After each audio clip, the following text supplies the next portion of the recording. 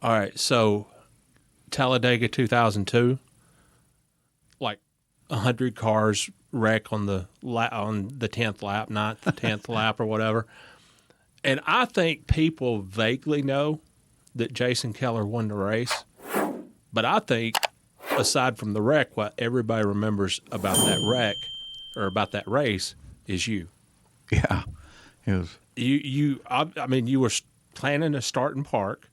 Mm-hmm. Is that correct? No, it was. It was Mike Wallace's. It was Fred Biaggi's car. It was Mike's backup car. Okay. And they had pulled it off the track. I was there just hoping something. Yeah. That there would be something I could drive or get in or whatever. And Fred said, "Hey man, if I pull off the backup car, we qualified." So we obviously when we qualified, we taped it all up and didn't have much creature comforts for the race, and it was hot, and we were going to run 10 laps, and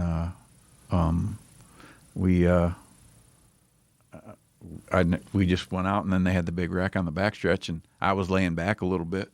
So when it happened, I was ready for it and just kind of sifted my way through the carnage and come out. And you weren't involved in the wreck in any way? Okay, yeah. No, because I seen it all. I just remember coming off of 2, and there it was, Johnny Sauter. I mean, there was people. I remember. Oh, yeah. It was obviously the big one.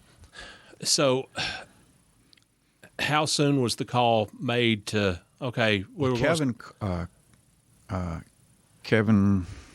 Caudell. Caldwell, yes. Yeah. Late Kevin Caudell was crew chiefing. And he said, "What do you want to do?" I said, "What do you mean what do I want to do?" He said, "You want to keep running?" I said, "Well, sure, if I can, that'd be awesome, So he said, "Well, heck yeah, we'll keep going." So, we just kept going. There was only, probably 7, 8 cars, and I think there was only 3 of them, me, Stacy Compton, and Jason Keller, and maybe one other one that were not involved, right? Yeah. So I just, we had hold down qualifying shocks on back then when you could run them, and I remember the right front shock or right rear shock broke, so we had like 2 shocks that were working. It was like, and no air. I really burnt my leg up bad, burnt my foot up bad, and at what point did you know that you were in trouble? When he said, "Hey, you want to see how far we can go?" I knew it was hot, but I didn't. When did you realize that maybe you were in trouble with your foot and leg?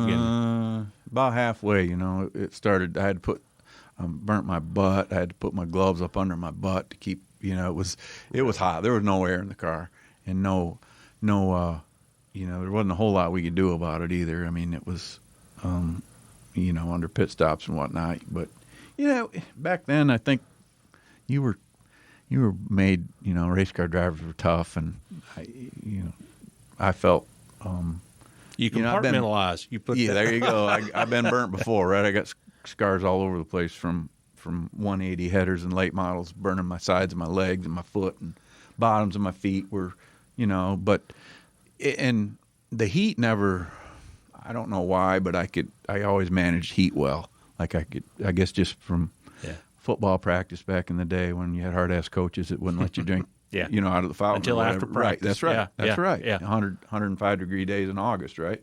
So I was in shape. I mean, I worked. That was one thing I can say throughout my career when I drove. I was always in extraordinary shape, like driving shape. I felt like if I was going to, if someone was going to pay me a lot of money to do this, I was going to at least whatever I could do to make it better, right? So being in shape was probably the biggest part of that. Was there ever a chance that you were going to get out of that car? No. I mean, no.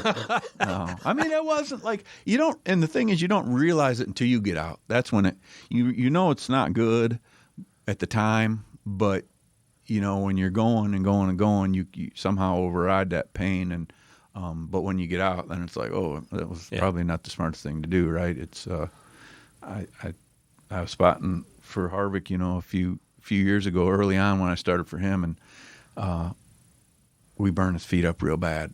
I don't know what had happened, and he had blisters all, and I said, man, I remember them days, Yeah. And he never said a word, just as most race car drivers don't. They just keep digging. Did you say anything to the crew? No, I don't think so. I mean, I said, really? I don't think. I mean, I think Kevin asked me how I was doing in there a couple times, and I said fine. I think just Yeah. I mean, How badly were you hurt? it was mostly just.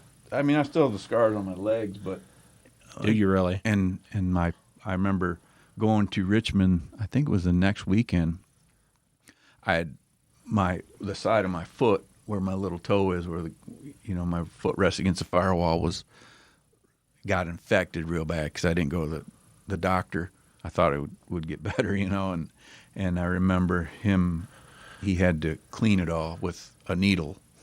And After Talladega? Yes. Wow. The very next week, I didn't go. I should have went to the doctor because it was burned pretty bad. You didn't go to the doctor. I didn't. My Fedewa. I know. Well, I mean, it's a blister; it'll heal, right?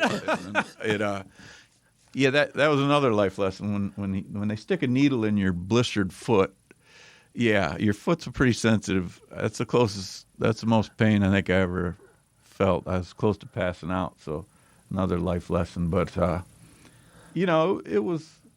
Still to this day, people, when they replay it, like someone will call me and they'll hear it on Sirius, or they'll hear, see it on TV. That's the only race my brother ever attended. He was in the Army. He was down at Fort Rucker, and I said, man, you got to come to Talladega. You got to come to Talladega. You won't believe that. You won't believe it. And he was down on pit road, and so he didn't even see the wreck. So for the next 2 or 3 hours, it was whoop. Yeah. 3 cars, yep. He goes, Ricky, I wasn't too impressed. There's,